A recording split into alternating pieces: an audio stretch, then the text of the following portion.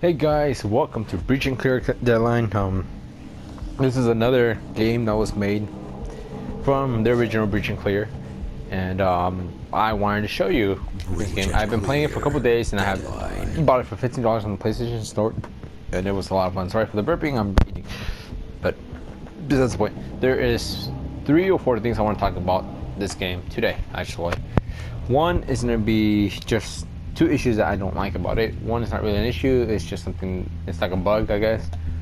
But sometimes I'll go into certain places or different locations, I should say, and it's one of those loading screens that should be like this, but I will get an error, so I'll have to close the game and get back in. That's one issue. I mean, it didn't bother me. I only did it like 3 times out of the 4 or 5 days I've been playing the game. Now the other issue would be that the game is a little too short, actually. And that kind of, I mean, that disappointed me, to be honest. But I actually still found lots of ways to enjoy the game, just because, you know, the zombies like this. I don't even know if they're really zombies, to be honest. But the monsters here don't take that long to respawn. You can go ahead and run around, so yeah, that whole area, and actually be able to still enjoy just going around and killing zombies. That's what I like to do. That's what I've mainly been doing in this game, and that's just the best part about it. The storyline's okay, you know, I think they could have been a little bit better, but you know, the producers of this game were not expecting for the community to want a zombie game as is. So I'm pretty sure that's kind of what got them off guard about it. But you know what, I think in the end they did a really good job with it, because it gives you the sense of being alone in a way, and you and 4 groups. Now, reloading. I don't know if they're planning on putting like an online mode for this or not, but from what I know, it's just a single player mode with you and just 4 AIs, which on the good thing, or you and 3 AIs. The good thing about it is that you can take control of these AIs at any point in the game, and it won't be an issue. Like, I will show you right now. So say I'm using, I guess, the main character, whoever this is. I can take control of any of the other guys at any time. Reloading. I got my LMG guy, my sniper guy, and my 2 shotgun. Consider it done. Just gonna call him that way because I feel like it. So actually, wait, what was that thing? Okay, wait, never mind. Okay, now the third thing about the game is about the different modes. I just got done showing you this one, which is where you can take control of your troops at any point in time during the game. Ready on your go. As you can see. You got it. On it. Ready on your go. I really like this because, you know, if you have different weapons that you want to use, and you know, you don't want to be just stuck with one character, you can put one individual weapon with any character that you want to use, so it comes in handy. The only issue with putting, you know, 2 characters with the same gun, consider it done. Or, you know, they don't even have to be the same gun, but the same weapon, for example. Ready on your go, the ammunition actually, so any bullets that are not in their current magazine is shared throughout the squad. It makes sense. Some people might not like it, some people do like it. I kind of don't like it at first, but you know, I kind of got used to it and just didn't bug me anymore, so it worked out.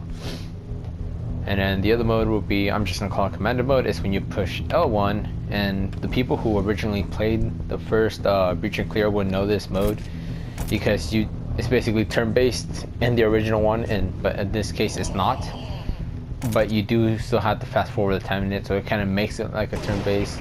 The good thing about this mode, people who don't know about the game, I mean, I didn't, but I'm just doing my reviews on it, and I actually got into play. Yes, sir. So you can actually take control of your squad members individually and make them do specific things. Like, I'm gonna send these 2 guys out to the sides. Stay sharp. I'm gonna send my LMG guy in the middle. Roger. And he only has 2 bullets, so I'm gonna have him aim over here and shoot this guy. And for the meantime, I'm gonna keep this guy to do chemical warfare. Basically, this actually allows you to kind of manipulate zombies in a way, and have them attack each other instead of yourself in the meantime, which actually comes in handy when you have a huge group. So you can just do that, and it actually really works. And by holding down L2, the gameplay continues as you're in this mode. if you want to just keep it playing. If not, you don't have to, but it's just an option, which actually I like doing it because, you know, if you ever end up putting yourself in a situation where you're kind of surrounded, it comes in handy to let go, stop, evaluate the situation you're in, and be able to, you know, play out what you want to do. And I don't know if people like this or not. I know I do. I actually like being able to do this at any point in time during the game because it actually comes in handy. And actually, it gives you a better point of perspective, being able to, you know, figure out what to do next. Reloading. Well, that kind of didn't go right. But it pretty much just gives you like a chance to reorganize your troops and get them, you know, where you want them to go without having to lose any. I did hear that there was like 2 modes, which would be the regular one, but where if your troops, one of your troops die, you can go back to the safe house and they'll be there. And I'm not sure if I heard this wrong or right, but there's another mode. I don't remember the name of it, but once one of you guys goes down and you don't bring them back up, they're gone forever, from what I heard. Which actually, I think that's pretty cool. And actually, there was a 4th thing I wanted to talk about. It's the point of once you beat the game, actually, you don't actually get to start over with the same squad. You can continue from where you left off, basically, once you beat the game, and that's it. But you cannot start over from the beginning. That's the only main issue I don't like about this game. Mainly because I actually would love to be able to go back and replay the storyline with my same squad, but you can't do that. I mean, you can always just go back to the same place. I mean, you're not restricted to that. You can actually go back and travel. If I don't think I can get to it. No, I can't. Okay. I gotta go back. But you can actually just go ahead and fast travel your way over there and just start from the beginning and just start like that if you want to do that. But I personally would prefer being able to beat the game and then have it send me to the beginning and just start over with my perks, my upgrades, and everything there being there. But you can't do that in this, which honestly it's not really much of a bother to me, but I honestly was disappointed when I beat the game and that happened. Reload. But the game, I can still have fun with the game just because of this commander mode that they put in. It's fun for me. It makes the game fun. I can use different tactics. You get different types of weapons. Loading. And actually, I would recommend people who have not to just skip the legends to actually go back and try to beat it and then get through all the levels and search through all the crates, do crates and stuff like that, because there is actually some weapons that are well worth getting. And I do have one that I got that I actually really enjoy. It's the only one I've been able to find in-game, to be honest. Unless if I have found another one and just completely just scrapped it for, you know, so I can get more ammunition or upgrade anything else. So basically with scrapping this game, all these steel parts here that you find, you get a decent amount per kill. Sometimes you don't get any, sometimes you do. But every time you get one, you get like 29 and 39. But that comes in handy because, oh damn it. I started shooting at loading. So, that comes in handy because you do need that scrap in order to upgrade your weapons, upgrade your armor, and also, well, I'll show you right now. I don't need anything to upgrade. I think it's just this one. But you can scrap it, and you get more scrap. And of course, at the bottom right, you see where my scrap is, and how much I have currently. And then it says I need to push X, and that takes away 100 to upgrade this, and I can scrap the gun, and that actually gives me more.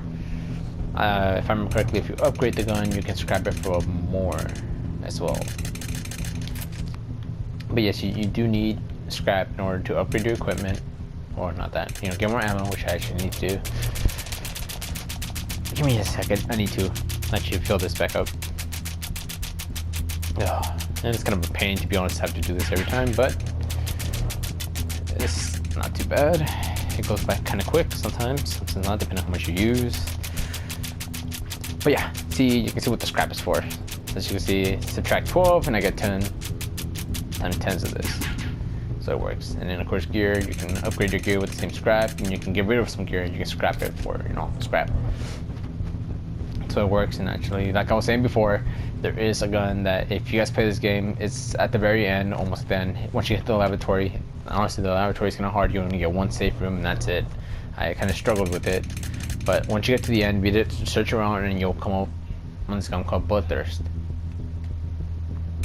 Actually, no, it's not Bloodthirst. It is, where is it? I have it upgraded. Where the hell is it?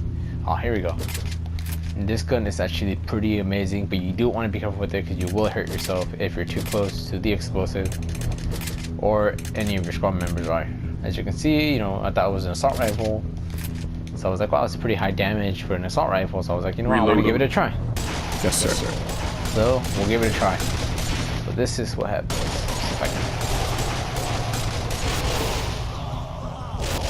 Loading. But it's pretty cool though, because it says an assault rifle was like a fucking missile launcher in my opinion. But it does cost a good amount of damage, and I actually really enjoy doing this because it helps you save ammo. Reloading. It's kind of a waste just using it on one of these mutants. But it's well worth it. I actually enjoyed this weapon, and actually made this game so much funner to take out a large amount of these undead things. I guess once you actually get inside the laboratory, actually is where I got the gun, but at the very end, so floor 20, you actually get this in the laboratory. Once you start getting closer to the floor 20, you start coming up with the start coming up with a bunch of these guys, and you kind of, well, I don't know about you guys or the people who played the game already, but I ran out of ammo twice, and it fucking sucked.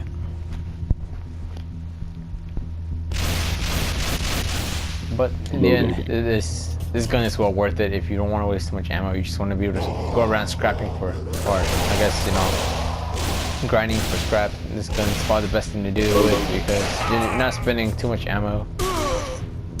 Ready on your Ooh, shh. Okay, yeah, see, as you can tell, I was using this gun and kind of almost hurt my guy. Well, he was using it and kind of hurt us. I'm gonna go ahead and replace it because I don't want that to keep happening. But basically, reloading. Another thing I wanted to know is from you guys, actually, what do you guys think of this game?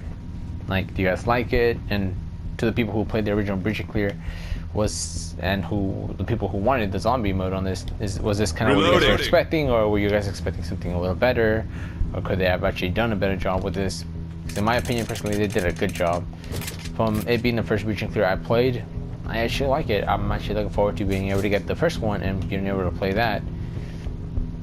But for the meantime, I'm actually enjoying myself playing this game. It's a lot of fun, and actually, you know, just that one mode actually makes this game fun because you can use different types of weapons and, you know, put it on different strategies. So I want to know, what do you guys think of this game, and will you guys get it or will you not, or, you know, you might want to wait for it and see what else comes out for the game and stuff. But for the meantime, that's it, and I'll be seeing you guys later, maybe in the next video of this game. Bye.